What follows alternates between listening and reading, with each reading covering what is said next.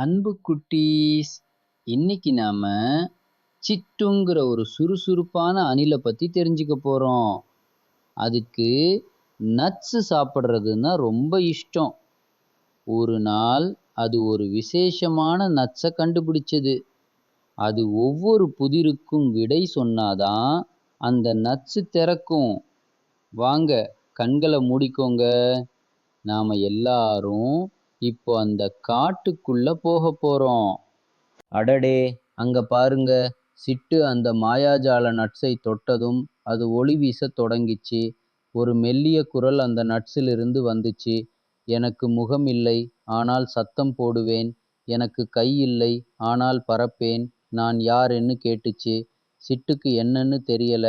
அது யோசிச்சுக்கிட்டே ஒரு பழைய மரத்தை பார்த்துச்சு. மரம் சிட்டுவிடம், சிட்டி, காற்றோட சத்தத்தை கேளு, அதுதான் உன் புதிருக்கான விடைன்னு சொல்லிச்சு.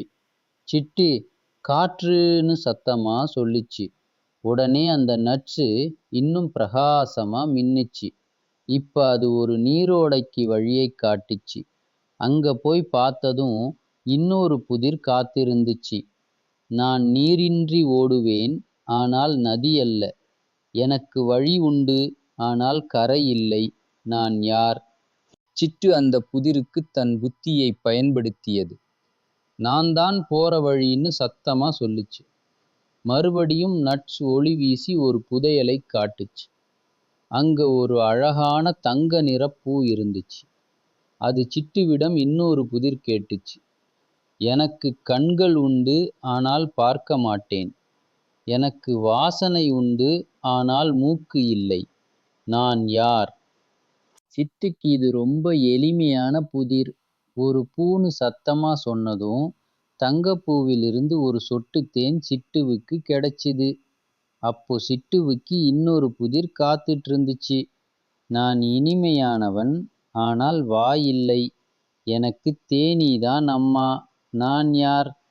சிட்டு உடனே தேனுன்னு சத்தமா சொல்லுச்சு. உடனே அந்த குட்டி தேன் சுத்தி இருந்த எல்லா பூக்களையும் மரங்களையும் இனிமையாக்குச்சு. அந்த காடே ரொம்ப பிரகாசமாகி எல்லா விலங்குகளுக்கும் மகிழ்ச்சியை கொடுத்துச்சு. சிட்டு ஒரு தனித்துவமான குட்டி அணிலாக புதிர்களை விடுவித்த அந்த சந்தோஷத்துல நிம்மதியா தூங்கிடுச்சு. குட்டீஸ், இந்த கதையிலிருந்து நம்ம என்ன கத்துக்கிறோம் தெரியுமா? எந்த பிரச்சனை வந்தாலும் பொறுமையா யோசிச்சா அதுக்கான விடை கண்டிப்பா கிடைக்கும். இனிமையா தூங்குங்க குட்டீஸ்.